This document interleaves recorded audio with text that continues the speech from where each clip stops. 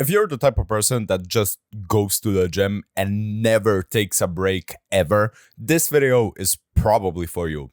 Hi, my name is Milan. I share my lessons here on YouTube, and today what we're going to discuss are deloads when it comes to fitness and training in general. And without further ado, let's begin.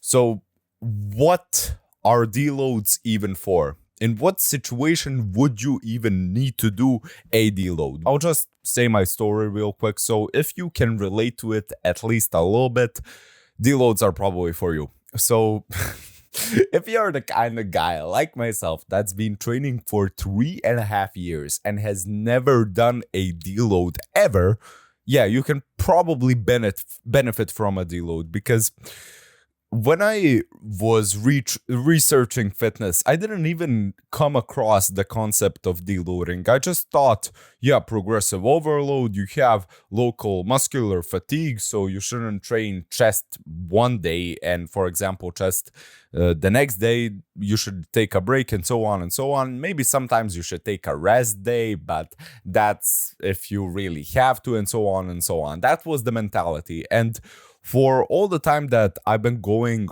regularly for the gym, I've never done a deload properly once. Yes, I've taken a break from, let's say, 3 to 5 days, but that technically doesn't count because I still did, push-ups when I couldn't make it to the gym, and so on and so on. Therefore, I have never properly done a deload from the moment I started going to a gym up until now. This week I'm actually doing a deload right now, and it's very painful to say the least, because I've gotten used to the fact that I can bench 120 kilograms for reps, and so on and so on. I think that's 265. Yeah, I can bench 265 for repetitions, and now this week I'm literally benching like 160, 170 pounds, which is nothing compared to what I used to do, but it all does have a point. How does deloading even work? So when it comes to deloading, actually the thing that's important is to lower your systemic fatigue.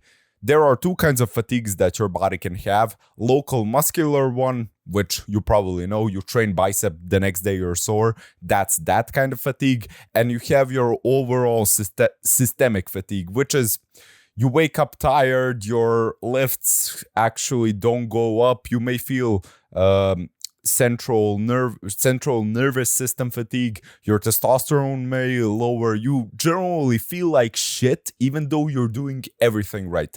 That's systemic fatigue. And when it comes to a deload, what you're actually doing is you're lowering your systemic fatigue, not exactly to zero, but to its bare minimum, so you can push yourself again. Sometimes you do need to take like 2 weeks off because your whole how would I say this? The progress bar when it comes to your systemic fatigue is genuinely full. And so you need to completely reset that and reset to factory settings, basically. Now, when it comes to deloading, what is it actually? What are you supposed to do when you do a deload? Well, it's basically lowering the amount of weight and lowering the number of sets you do every single training, as well as the intensity, which means you come to the gym. I know this will sound ridiculous if you've never done this.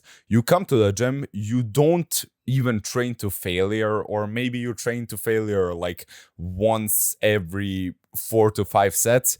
You lower the weight by 30 to 40%, and you lower the number of sets by half. What my plan was originally was just to lower the number of sets, but then I realized, bro, I'd literally just do all of my sets to failure with lower weight, and I'll do higher reps. So that technically doesn't do anything. Now, the whole premise of this is to lower the systemic fatigue, but also to keep your muscle size relatively the same during this deload. So your connective tissues and your ligaments and all of that can actually recover but you don't lose a single bit of your muscle mass. Oi, if you want private coaching from me, then the first link in the description is my Instagram. You can message me there and we'll set something up. Now back to the video. As I said, sometimes it's necessary to take 2 weeks off the gym, but to be honest, bro, I don't want to do that, okay? I just want to do a deload right now this week and not even think about one for the next few months at the very least. I'll have to do a strategy where I just get a tattoo every single time that I need to do a deload, so that literally prevents me from going to a gym. Even though I remember we talked to this one guy who's like completely tattooed up, and he said, you're not supposed to go to the gym after getting a tattoo. What, bro? I literally went the day after getting all of this. Like, what are you talking about? So when I get my next tattoo, I'm going to a gym, babies. I'm doing 130 kilograms for reps and so on. Now, when it comes to the frequency of a deload, this is something that I also learned relatively recently. You're supposed to do a deload every 4 to 6 weeks of intense training. Basically, every single month, you're supposed to leave out a week, or every month and a half, you're supposed to have a week where you train like a bitch. I don't know what to say to that, bro. I don't have my concrete opinions on that, but I guess I'll try to do something like that. I think with everything, you're just supposed to listen to your body and listen to how you feel. The fact is, I haven't gotten seriously injured the past 3.5 years, and I've never done a deload, so that tells you something about that. But still, I'm a very young guy, so the chances of me getting an injury at this age are relatively minimal. Still, it's very important for you to at least try to take some days off the gym. If you've been going at it like 100% every single day, so if you've been watching this thinking to yourself like, wait, I'm supposed to do a deload, what the hell am I supposed to do? Here's the practical step. For a week, lower the amount of sets you do by half. So cut all of your working sets by half. You can keep the warm-up sets the same. Lower the amount of weight you're currently doing by at least 20% all the way up to 40%.